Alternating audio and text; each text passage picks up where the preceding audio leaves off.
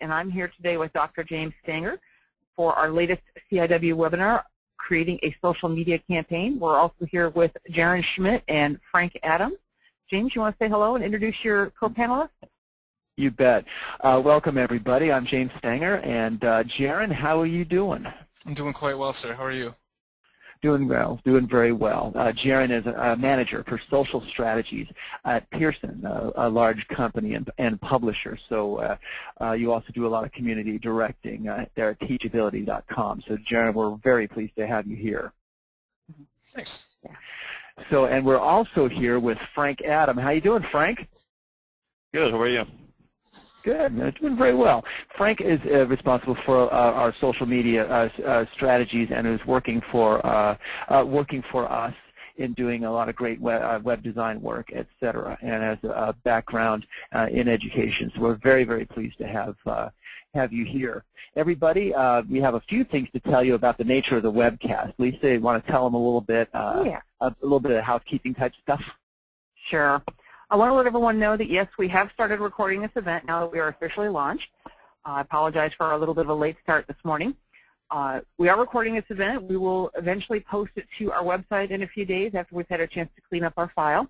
We are also going to be sending out a PDF of our slide presentation today to everyone who attends the event. We've got a little report that we pull afterwards, and so we know who you are and we have your email addresses, so we'll go ahead and get that out to you as a thank you for attending today. You are in muted mode by default. That's so that we can keep any background noise from your end coming through and making it hard for others to hear our presenters today. And also I wanted to point out that there's a questions tool in your GoToWebinar panel.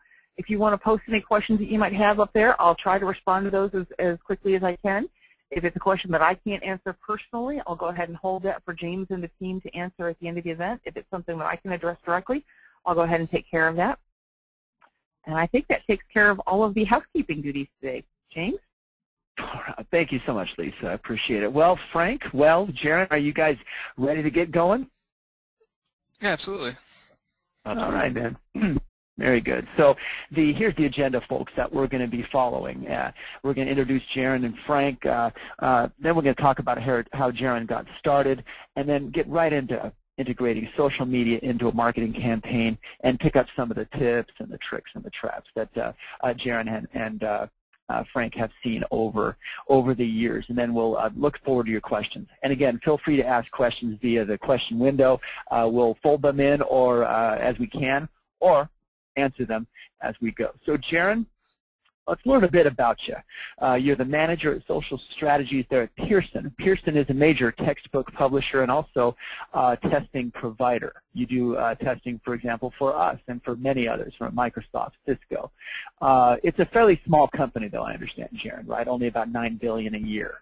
Yeah, right? Roughly only 40,000 employees, so, you're trying. You're just getting started. You're a little startup there. Exactly. But, let's put it this way to put it in some context. 1 in 3 textbooks that's in a student's book bag is from your company, right? That is correct, yeah, especially here in the U.S. So okay. Where our primary focus is. Well, Jaron, tell us a little bit more then about your genesis as a social media expert. You started as a service rep, right? Then a web designer, and then into social media. This has special relevance in regards to CIW because we start people in much the same way. So tell us a bit more about this, and also about your responsibility.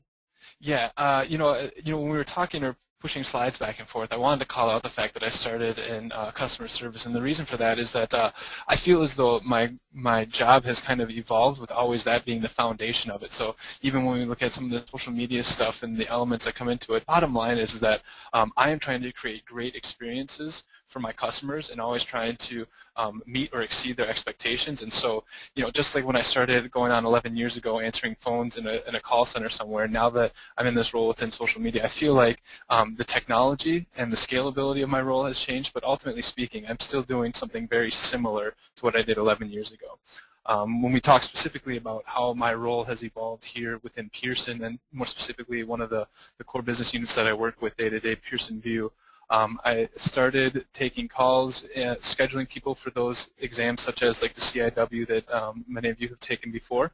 I got a degree in economics and put that straight to use doing design work.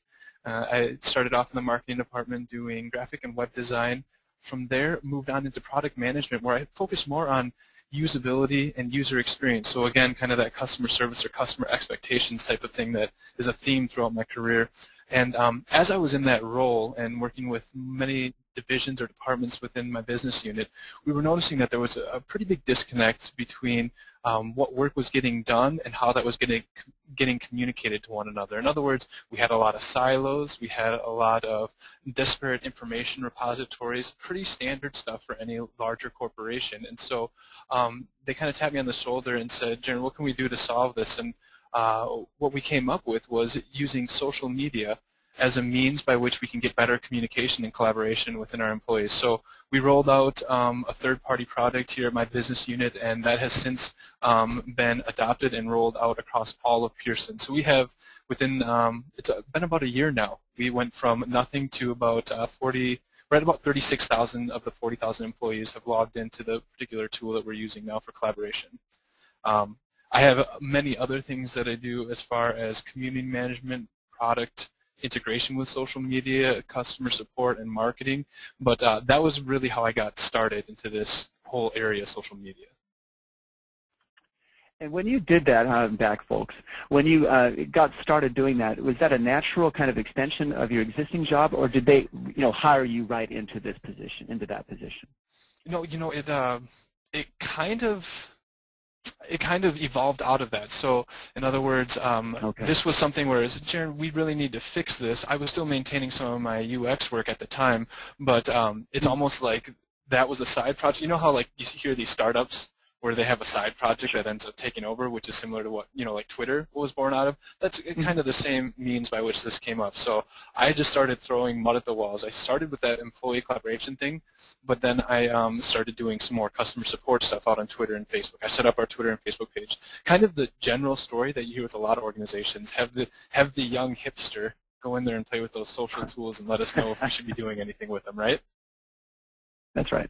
Yeah. It's kind of like the days of old when you would... Oh, go ahead, Jaron, and then Frank. I was just going to say, to me, it's almost like the days of old when everyone all of a sudden had to have a website. And so they'd say, well, my cousin's a website designer, or Billy's a website designer. You didn't really know what you were getting. You just wanted to be on the web, and that was good enough. And that's kind of, where it starts, I think, for a majority of people that get into this space, is because it's evolving so quickly and there's such a lack of competencies in it that anyone kind of just starts experimenting, like I said, throwing mud at the walls and seeing what sticks. That. Well, Frank, tell us a bit more about yourself here. Yeah. Well, my background is education and design. I started out as a graphic artist and slowly started to get into the education industry as a graphic artist. And from then on, I started getting onto online training courses and developing distance learning. Once I started with TeachAbility, as Jaron noticed, social media is the next best thing. So started to push it within this company, and this is kind of new for me. I know Jaron is more of an expert, and I'm very excited to learn more about these different techniques used here. Well, great. Now, Jaron, what we're going to do here is we first have a kind of a word from our sponsor, and I'll make this very quick. Everybody, this is brought to you by CIW, a skills-based education program. And Jaron, you were asking earlier a bit more about CIW. We're a vendor-neutral training program. We teach open source. We teach Adobe stuff, Microsoft stuff. We focus on competencies and job roles. And we're a globally accepted and appreciated certification with over 65,000 certified individuals. It's created by web experts for people who need and want to become proficient in web technologies. We have a global presence, and it's designed by education experts, universities, community college instructors, high schools, and people in high schools, and also people who know web technologies very well have all contributed to CIW. Our whole idea is to get you caught in the web, as it were, so that you understand all the technologies that work there. So who uses CIW? Learning centers, universities, secondary schools, community, and further education colleges worldwide all use it. We have an advisory council of people that contribute to CIW to make sure it is what it should be. So we bring people in from universities, from industry, from nonprofits and government, all to help make CIW what it should be. And as a result, we've received accolades over time. For example, CIW has been named a top developer cert, right next to Microsoft certs. That CIW is an industry standard for webmasters. And when you combine in-demand skill sets and proven skills, CIW certified people are the way to go. Governments around the world, City and Guilds, e-Skills in England, the Scottish Qualifications Authority in Scotland, the Department of Defense in the United States, all have recognized CIW. ISC Squared, people who create the CISSP security certification, recognizes CIW certifications as waivers for experience in their own certification. And we have quotes about people saying nice things about CIW all the time, about how it has become the primary job certification in the United Kingdom, for example, and worldwide. And just so everybody knows, by the way, we'll be sending you a PDF of this PowerPoint slide. Everybody will get one. CIW makes a difference in people's careers because a traditional web designer, for example, will make between 32,000 and 50,000 pounds without CIW. But with CIW, we've seen that that salary will go up significantly. So enough of that stuff. Jaron, let's get back to the good stuff. And Frank, let's talk, see if we can grill Jaron about how you got started. And you were saying about how people were communicating in silos earlier, and you helped people solve that problem. Tell us some war stories about how you got started using social networking in your internal company and how you solve problems for them. Yeah, that's fair. You know, one of the things about working within more of a mature corporate setting with tool sets that people aren't comfortable with is there's a huge hump that you have to get over. So while I'm going to be talking more about this hump from a corporate standpoint, I would argue that there's a lot of individuals that might be out there that deal with industries that are a little bit further behind. In other words, your target market isn't necessarily digital natives or people that would be, you know, picking up the tweets on a daily basis. And so a lot of what I battled with internally is something that you will be battling externally as well, where it is my general population or users aren't exactly there yet. How do we get there? And so what I did internally was, you know, step one was turn on the social software. We picked the tool set that we thought was right for us, and you know, the thought process was, yeah, and then everyone will use it because it makes their lives so much better. Reality sets in on that, obviously, because there's a learning curve, and like I said, people who aren't comfortable trying out these new tools, and it just was not the case by any means. And so, you know, for an internal community, I really had to just go cube to cube and reinforce the message. What I did is I focused on particular departments that clearly had issues. For example, one of the groups, the product management group, you can imagine that they get questions coming in from the clients that are using their products, the customers that are using their products, as well as the salespeople that are trying to sell their products. They have this kind of constant inundation with questions, and more often than not, it's the same question over and over again. And so one of the things that I did was start talking about the value of forums and how we could actually have a knowledge repository start to build out around their products using a social software tool. And so I focused on that. We started to see value within that. And then the next thing that you could do is go to another department and talk about your success story. So when we're looking at kind of social media campaigns, whether it be internal or external, when you're first getting started, I always say that you have to focus on those small glimmers of light. Don't focus on the areas that are negative or are going bad. Focus on the places where you get traction, and then just get on top of a rooftop or a hillside and scream it out to everyone else so they can start making it click in their minds how this might be of value to them. Because many people would have seen this, at least originally, as, well, this guy's bringing me more work to do, right? Isn't that glimmer of light or whatever basically, hey, I'm saving you time, right? And I'm going to reduce work for you and increase communication. Because how did you get those departments to say, to themselves, this is really going to help me, instead of knowledge being buried in an email somewhere, right? It's going to be up on a platform everybody can see. Yeah, that's right where I was going to go, is that, these people, a lot of times, if the email is convenient to them, right? It comes directly to them. All they have to do is hit one button and respond directly back to that, and there's accountability with that. I know that by sending this email to so-and-so, they're going to receive that, and they will have to acknowledge that it took place at some point in time. With this whole idea of a forum, you know, the payoff is almost, it's more long-term than it is short-term. They have to go out to a tool, answer the question, maybe keep going back and forth from that tool, being aware that it's there. But, you know, the long-term payoff is that I'm answering less and less questions because now I've created a self-service knowledge repository, for example, in this case. So getting over that hump of, you know, like, hey, I really appreciate you answering that question. Could you go ahead and post it out on our, you know, centralized community? There's a lot of effort to get there, but when it starts to get traction, a lot of people see the value all of a sudden.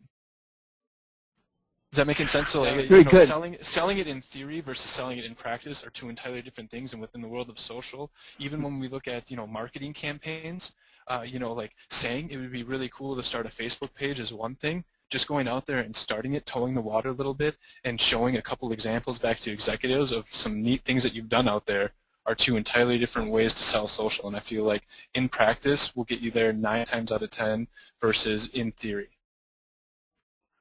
So Jaron, this internal community, was it set up within the office, or was it accessible through mobile devices as well? You know, my role within it was just within the business unit and showing that there was value to this. When we adopted it large scale at an enterprise level, we do now have, due to this platform, we do have a mobile access to the community. That's great. Yeah, it's you know, it's a huge. So it's yeah, it's a lot of fun. There's absolutely, I don't want to oversell it by any means. You know, there's still going to be the nature of email rules the world, and trying to make a transition to more of a social, collaborative work environment is not exactly easy. Like if you think about it in terms of how it would look on the consumer side, imagine if you got an email notification every time one of your friends did something on Facebook. That would be a little frustrating, a little awkward. But within the enterprise, we're so email-centric that we expect to get notifications in our inbox whenever someone's doing on our, you know, more of our employee side of things. And so making that tradition or that transition to going out to a platform to see what's going on and reacting to it versus having all the information come to me, that's a huge cultural shift that still takes a lot of work. Something that you wouldn't necessarily think of.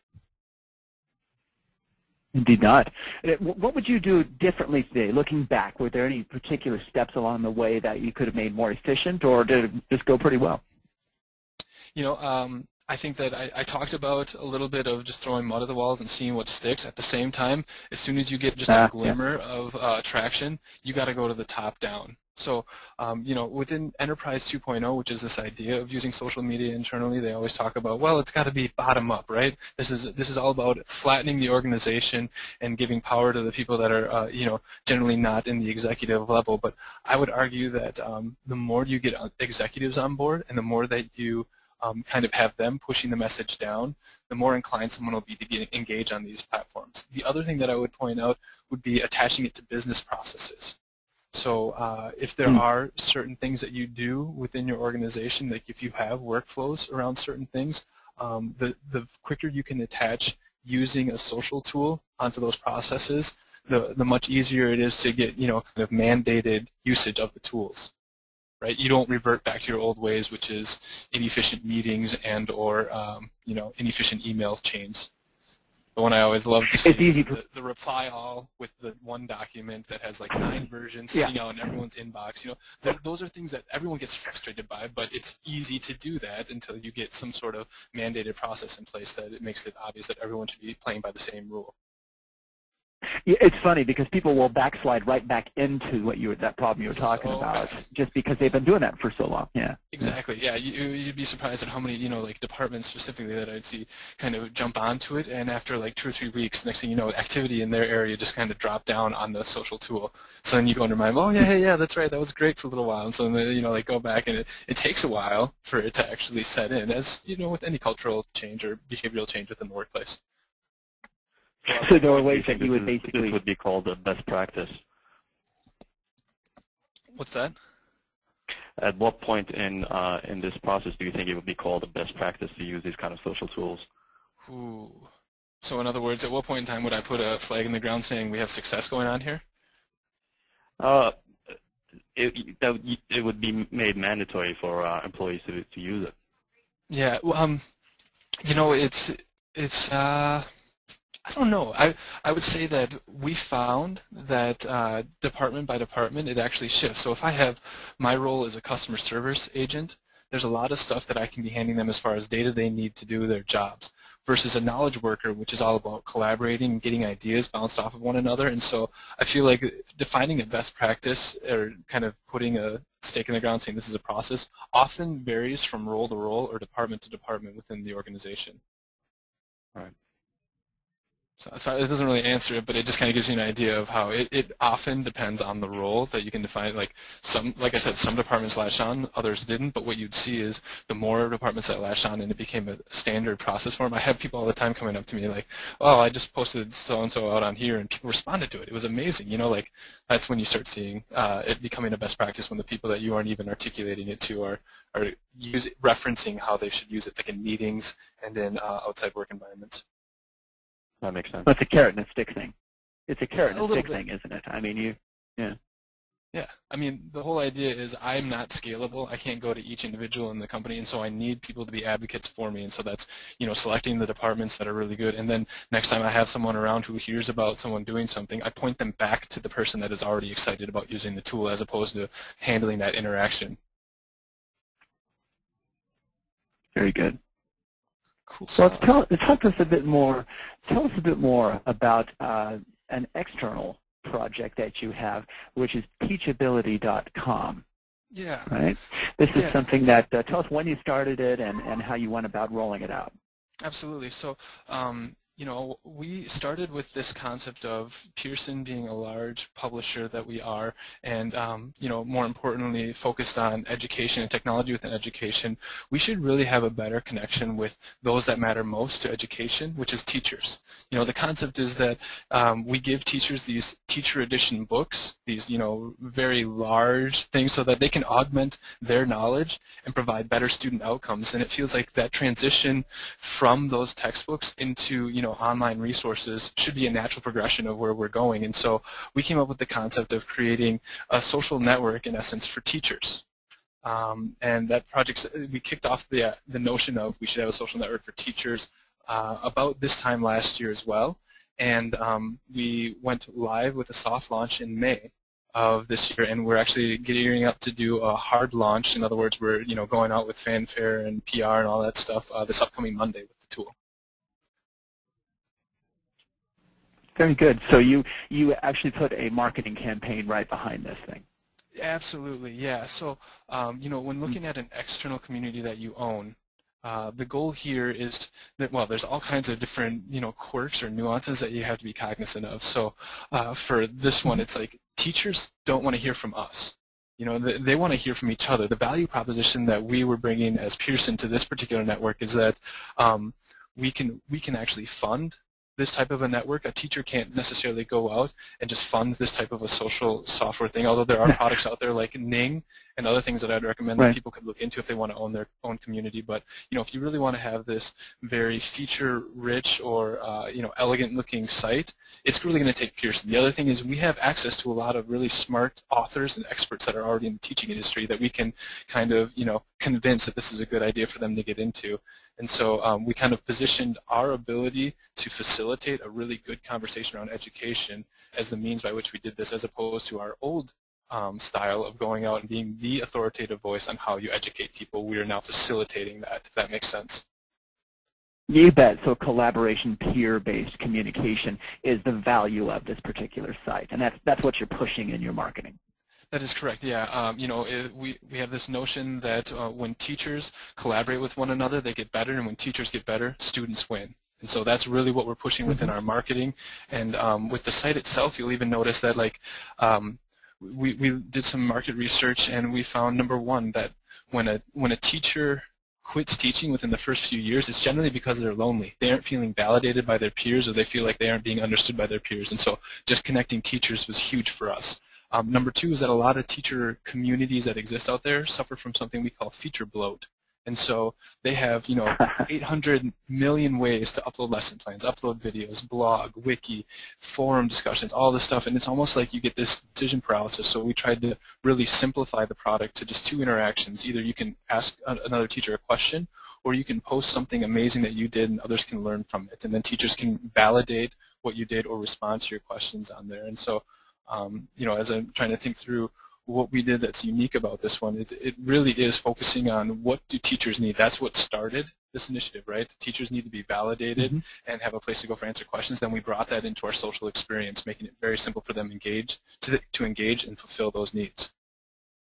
I like what you're talking about in terms of simplicity, because that is right. Instructors, I think, oftentimes, it can be overwhelming, right? And simple answers to complex things are certainly what most people need. Did you have a focus group, that sort of thing, that led you to that insight, or is that just something that you came about after a few discussions with people? The simplicity factor. Yeah.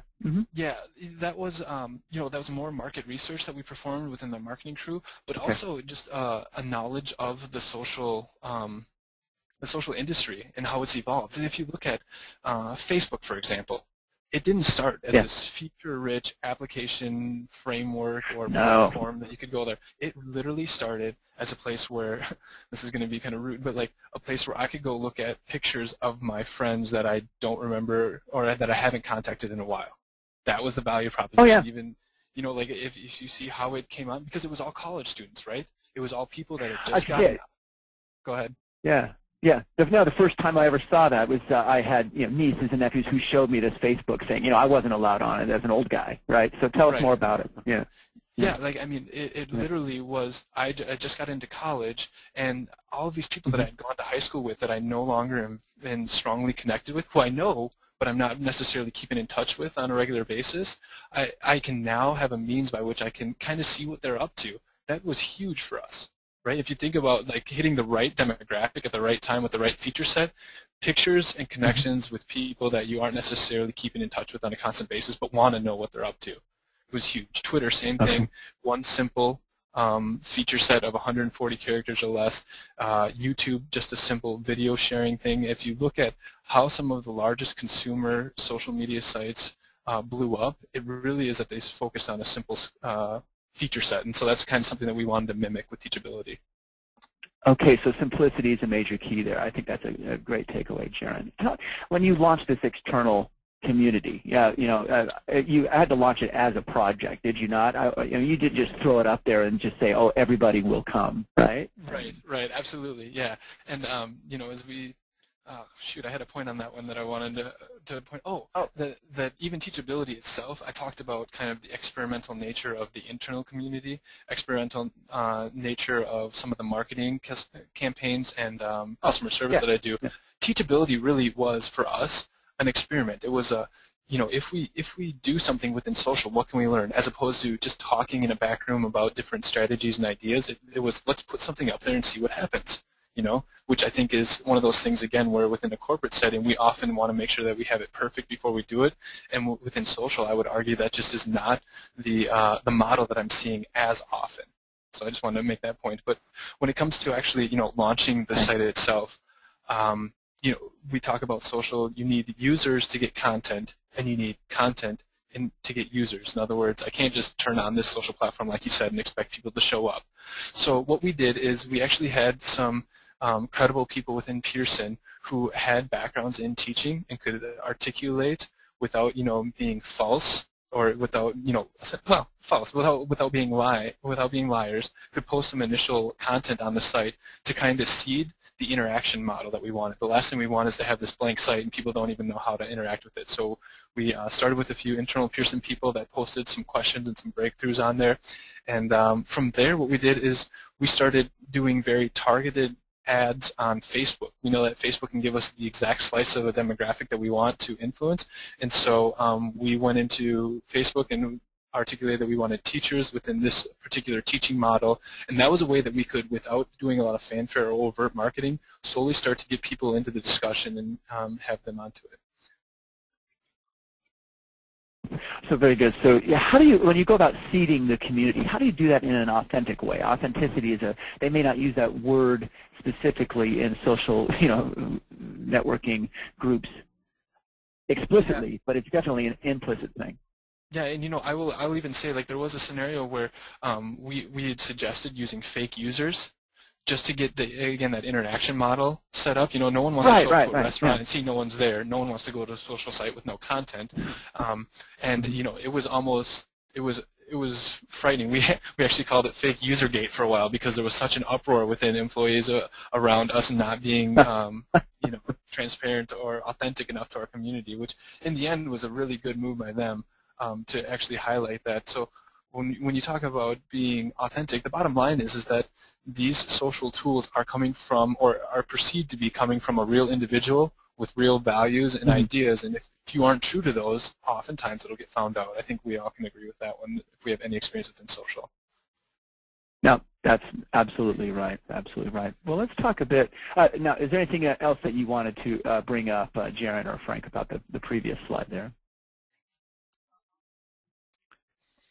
One other thing that I would point out, so after we got kind of initial set of users and we started moving a little bit more within the community, one of the things that we found as we launched subsequent topics for teachers to get involved with was, and this goes back to kind of market research and things to that extent, was the idea of exclusivity.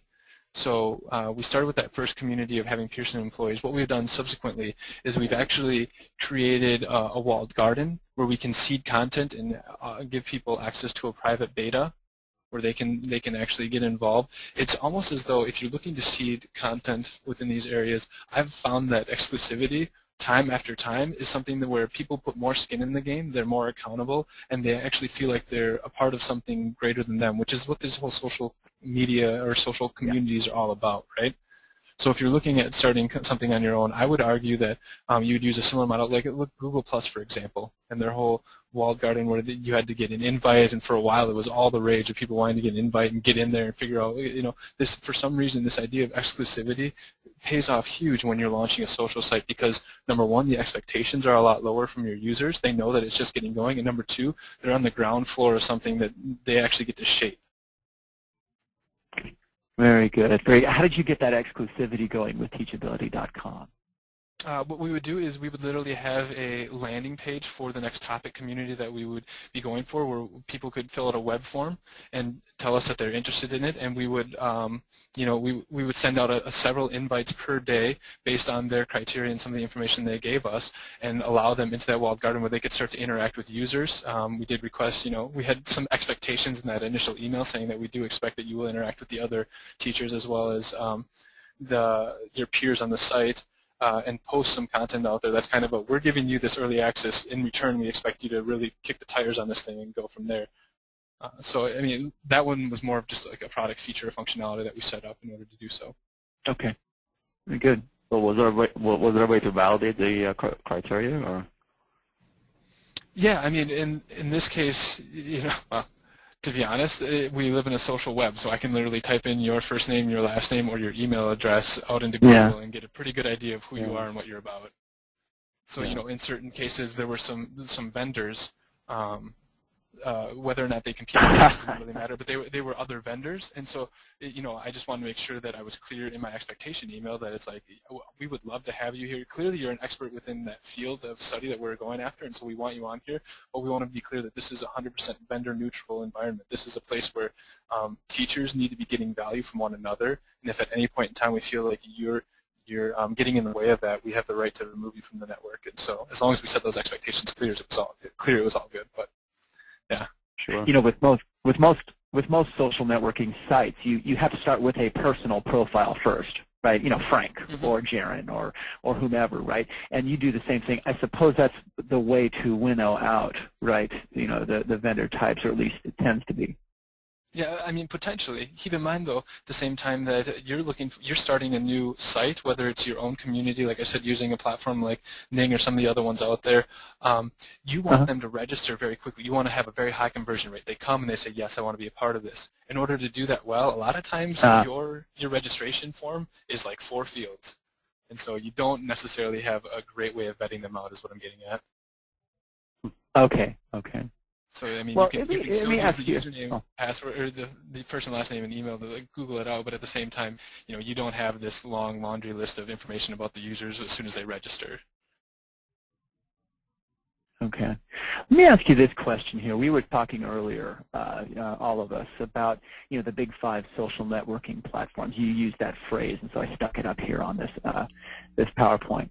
Tell us a bit more about the platforms to use and why. You were saying it depends on your audience.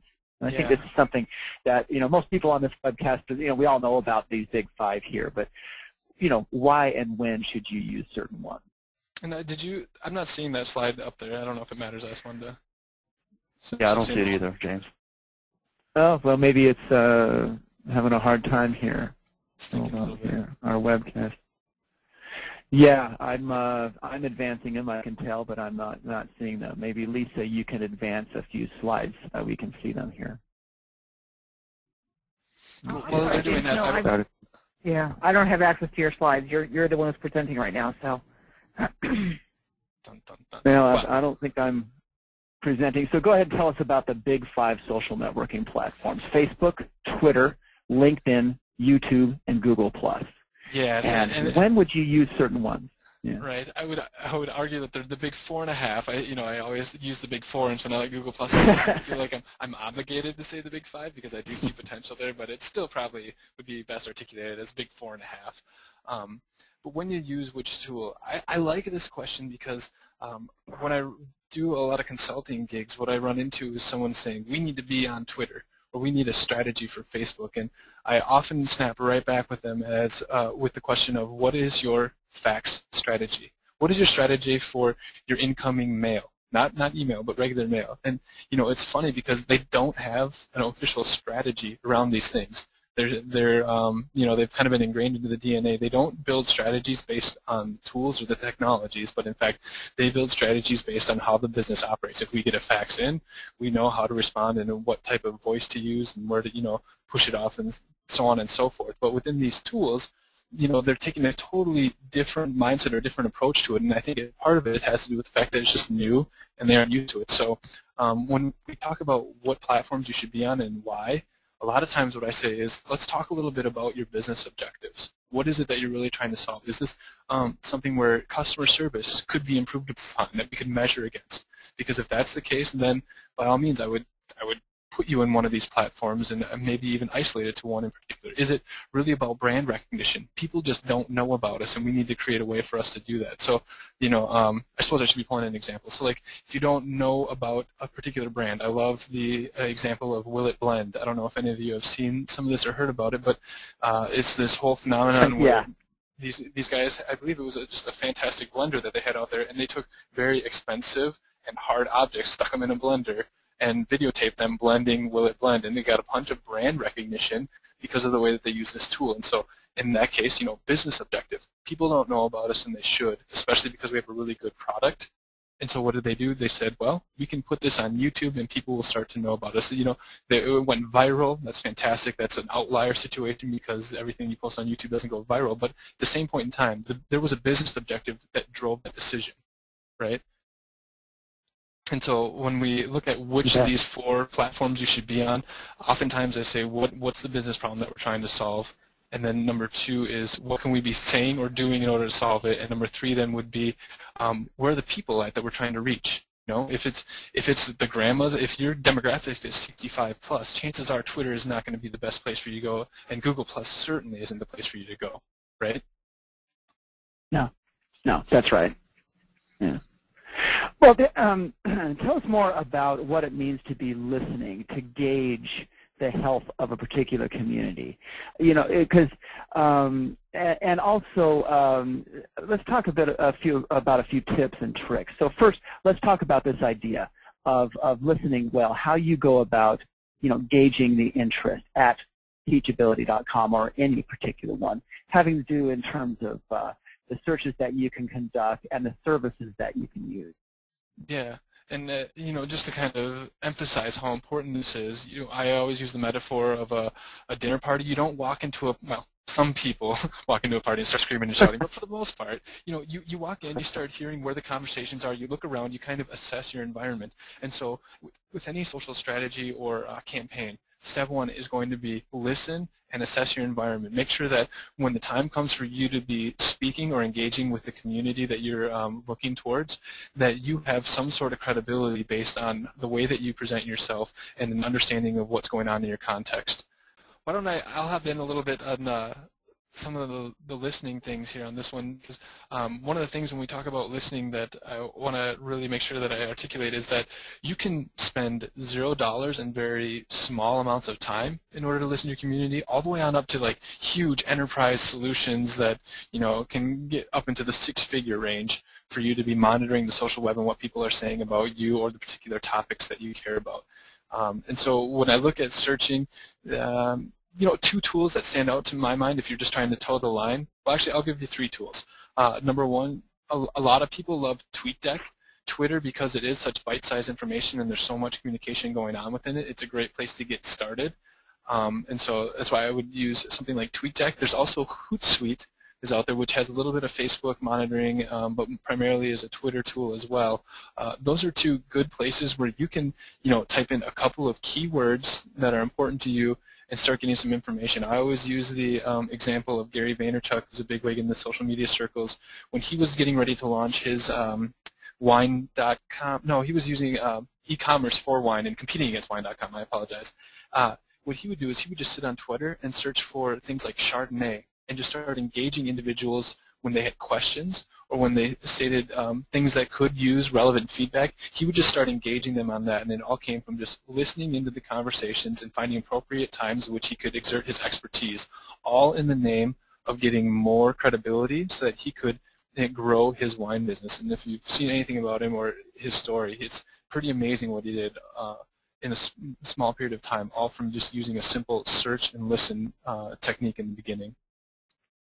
In fact, everyone, you'll be seeing some slides having to do with certain resources and people that we have. So, yeah, you are the host, and you're the one who keeps the conversations going, and it's your job to determine, when to swoop in and when to swoop out, right? Because in social networking, you can have a problem if there's too authoritative a presence. You can start squelching things or dissuading people, right?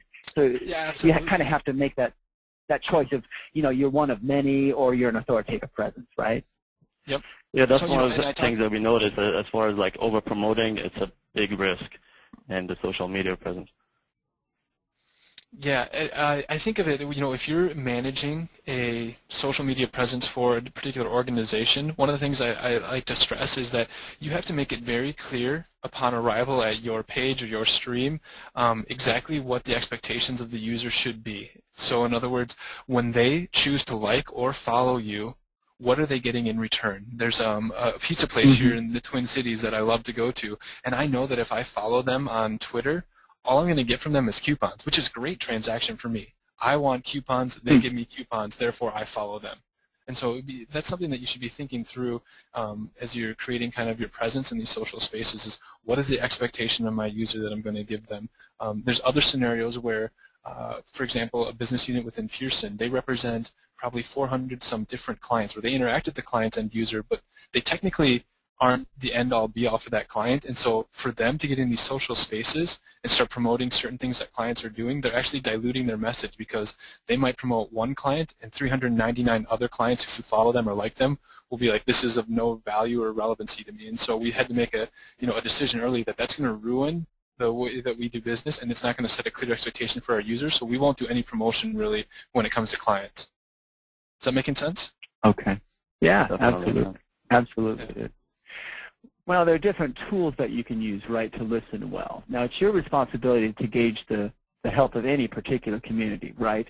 And my point in this slide, I think, is that you can go to search.twitter.com and use Radian 6 or Cloud and other services. But you made a point, Jaron, earlier in a conversation that we had, where it's really, you can't rely too much on these services, right? You have to find your own source of data and trust. Is that about right? Yeah, what I was essentially going for was that not every tool, or there's no one tool that works better than another, I would argue. Obviously, That's not shouldn't be taken entirely true, but the fact is that a lot of times people will find what's comfortable for them and run with it. So I know some people that just absolutely adore TweetDeck, and they feel like that is the place for them to, you know, kind of monitor what's going on Twitter for them. Other people swear by Hootsuite. Other people swear by using the old school manual RSS. Some people even are at a point where they, you know what, they just go out and monitor these presences. They make a habit of daily going out to their social presences using the tools that they're native in. And so my point with this one is that don't think that one tool is necessarily better than another, but think of it as matching a tool that is good for your processes and where you're at within your social strategy. So if one's not working for a while, even though all your friends are saying it's the greatest one, just pack up and move to another one, even so. Okay, very good. Now, when you're creating a network, how do you go about networking with individuals who are equally good at social networking? In other words, how do you get your best input from people who are, you know, Jarons from other companies and things like that? Where do you go? Yeah. So this would be kind of me personally and what I do within my personal social side, or more so with influencing a brand? Okay. You know, that one, it's a lot of monitoring the social web and finding what ticks for me. So I like to tell the story of when I first joined Twitter. You know, I joined it and did absolutely nothing on it for probably 3 to 4 months and was like, this is kind of a waste. I don't get it like most people. One day I was doing some research for a content management system for one of our web presences, and I just kind of posted it out there. And these people that I didn't even know started responding to me. I'm like, hey, this is pretty cool. So then I started responding to it. I started doing a little searching around authors, bloggers, influencers that I generally wouldn't have access to, but thought were, you know, people that are pretty bright.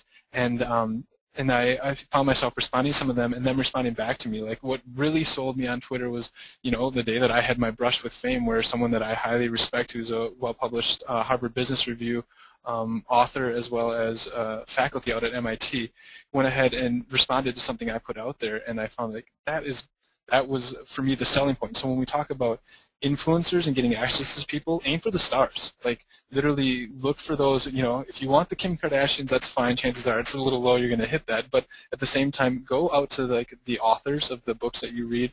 Really find it in serendipitous type ways where it's just, this is someone I respect. Let's see if they're on Twitter. Just kind of connect to that authenticity philosophy. Yeah. I think very much so. So tell us a bit more about contributors and influencers and participants and that sort of thing.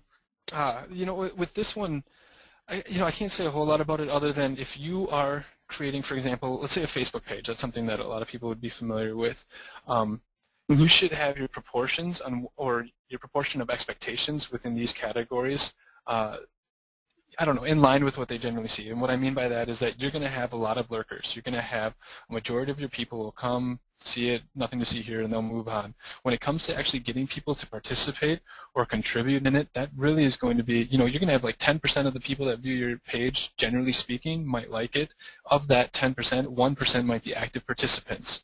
And so when we talk about contributors, people that are going to be adding to the conversation or influencers within it, you have to cast a pretty wide net and have expectations very low. However, at the same time, those are the people that will increase that lurker population. So yeah, that's right. So you see where I'm going? I made a pretty big jump there, but the point is that don't expect everyone to participate on your page. When they do, celebrate them, reward them. You know, one of the things that I did early on with TeachAbility that I didn't mention was something called Surprise and Delight, where if someone registered for our site and contributed to it, I would go on the back end. I heard a little rumor that teachers love Starbucks or they love Amazon, and so I would send them just an electronic $5 gift card. And you know, this was our way of saying thank you without having any sort of carrot or stick mentality. And so I was, you know, rewarding those people that I think could be advocates or influencers for us, hoping that word of mouth would start to grow our population or our user base. Okay, so we did have one question. I'm skipping through some slides here. We did have one question, Jaron, as we're near the top of the hour, about people. Where have you seen, how has Pearson used, say, YouTube differently than, you know, Facebook? You know, what are some of the ways in which you found that, you know, one tool to be useful in another? I mean, obviously one's for showing video and the other one's for working with individuals or whatever. Maybe a better way to put this is, how have you used LinkedIn differently than Facebook? Okay. Well, I think that I would stick to the YouTube and Facebook one, and I would say YouTube to me is more of a broadcasting mechanism. So while there are some social components to it, you can share, filter, like, dislike, all that sort of thing. That's more of a broadcast. That's information getting out there. So when we have new product launches or new information, that's the business objective of we have something great to tell that people should know about, or we have we have something great to tell. So like whether that's training someone on how to use a new product or trumpeting the features of a new product, that's where we kind of leverage YouTube. Now when we look at Facebook, for Pearson specifically, that's, we still broadcast, but ultimately speaking, the most value for that one is the reactive type stuff. Someone asked a question and in real time I can answer it, and not only am I potentially projecting a very responsive and happy company back to everyone else who comes across that, I'm making my user happy, and I'm doing it in a means that generally doesn't involve a phone call, which all of a sudden now has a negative connotation with it in the age of social media. How do you make sure that a community is let me ask you a question, Frank. How do you make sure that a community is self-sustaining once you've gotten it started, once you've used the right platform? How do you know that it is? I mean, clearly if people are participating, but what are some of the metrics that really speak to you or that are really important? Yeah, everyone always talks about ROI and metrics that you should be looking for.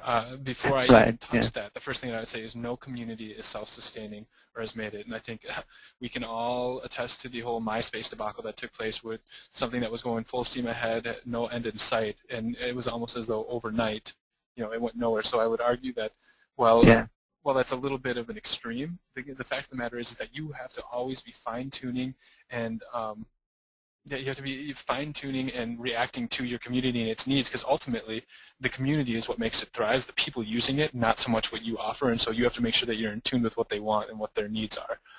As far as metrics that I use, when launching a new community, bottom line is user registrations. It feels cheesy because I can't translate that into absolute business value, but if I don't have users, then I don't really have a community. So I start with generally users and activity levels. How many of those users are participating? You can also do some of the standard web metrics that I'm sure you guys are well familiar with, page views, unique views. I like to look at my sources of traffic. I feel like that's a huge one for me, because if I'm getting a lot of organic growth, that means that, for example, if it's an external community, I'm getting good search engine optimization out of my community. Some of the value propositions that people have about starting your own community is that long tail of search engine optimization that's not the keyword searches, but some of those random or niche searches that it can bring to you. So, so I'm kind of going off there, but so it's the generic ones that you would expect: registered users, amount of participants, website activity, which would be the same whether it's a social site or your standard web presence. And then one thing that I like to kind of throw in there is something I call the pounce rate. In other words, when someone posts something, how long does it take for someone else to respond to it? Because that gives me an idea of how responsive my community is and how quickly, for example, a new user will feel that they're valued in my community. I feel like that's one of those kind of outlying ones that you wouldn't think of off the top of your head, but is a really strong metric that I like to really push lower and lower. Very good. Excellent advice. Thank you very much, Jaron. Now, we are just over the top of the hour, even though we got a late start.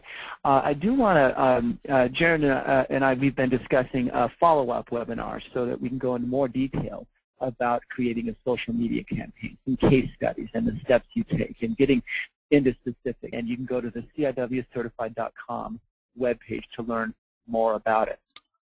So I think because we're near the top of the hour, I want to make sure that we make clear that we're going to be doing this next webcast, and I want to thank you, Jaron, very much for joining in. We had some technical glitches here that interrupted a lot of the discussion, but I still think we were able to get some great information out of you, which is what this webcast was all about.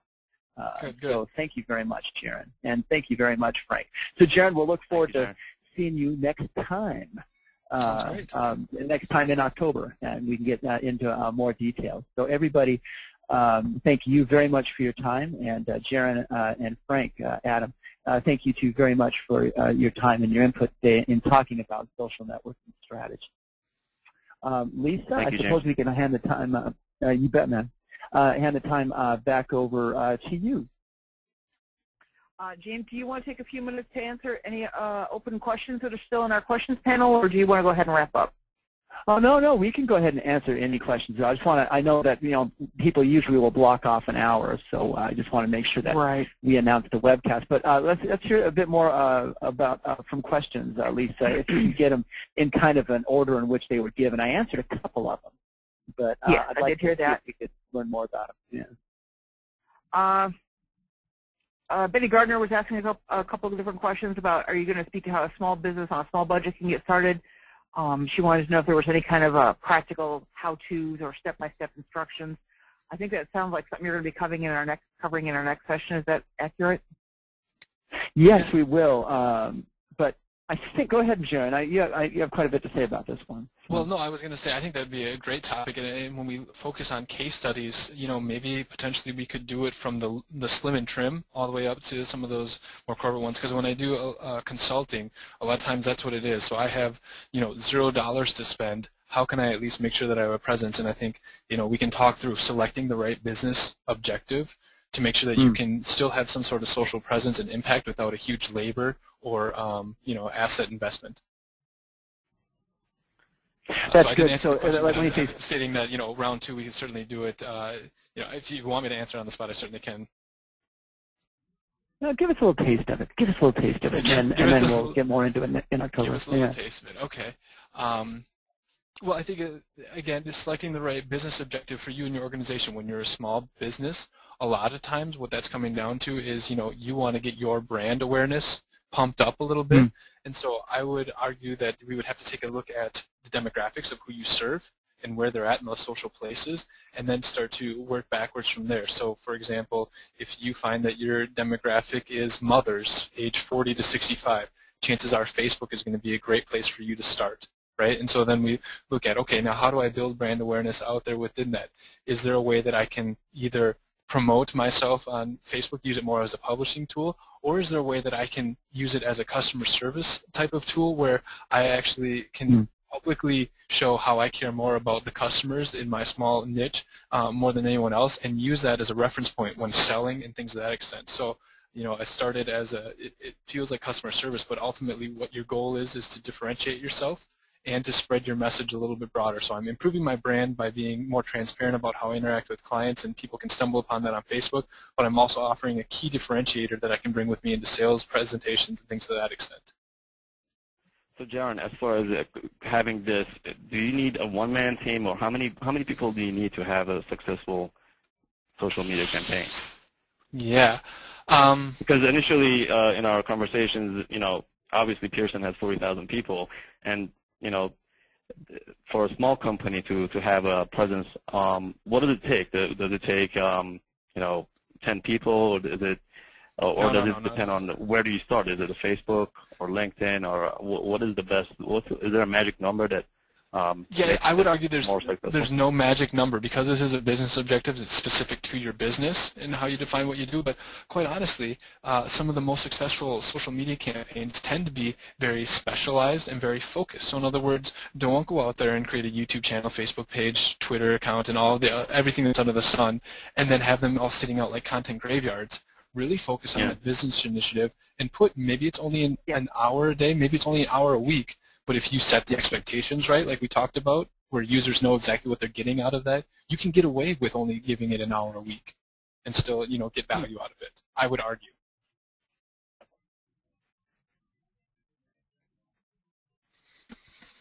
Very good. Very good. I had a question come in asking about whether or not we'll be doing demos and things like that on TeachAbility. Someone else who's using other Pearson products. We actually are doing a behind-the-scenes webinar in about an hour from now, where we'll be talking about it. You can get information from that on the Facebook page or on TeachAbility.com. But absolutely, yeah, this is something that we are kind of going live with this fall, and we are seeing the traction that we're seeing with it right now. We feel like we'll be demoing it more. Another question that I'm seeing is how do I catch info questions and steer to the right department or SME for a lead? That's a good one.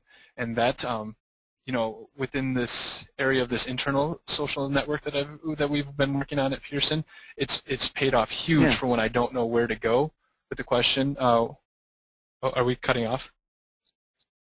No, go ahead. I can hear Okay. you. Okay. So I was going to say, one of the benefits of me being in the social media role is the fact that I have been with the organization for 11 years, and so I can generally pinpoint the right SMEs. And so I don't have the best answer for how you can find the right SMEs, but I do want to say that who you put in your social media presence is very important, and I would argue that it is not some intern that you hire off the street, but in fact someone who is well-versed enough in the organization that you can trust them to represent your brand in the right way, or trust them to escalate issues when necessary to the right people. Very good. Cool. Anything else you guys had? No, I think we budgeted 10 minutes over, so lots of great questions. So next time, a very practical approach to involving case studies, and you can register at the CIWcertified.com website. And again, Jaron, thank you very much for your time. Frank, thank you so much for your time in talking about creating a social media campaign. Great. Thanks, guys. Lisa? You bet, man. All right. Thank you, everyone. We do appreciate your additional extra time. I know your time is valuable, but we do need to go ahead and wrap this up for our recording. And so we'll go ahead and call it an end. I'll try to make sure that the last few questions get addressed separately. You're also free to always go ahead and contact us directly anytime. All right. Thank you, everyone, and have a great day.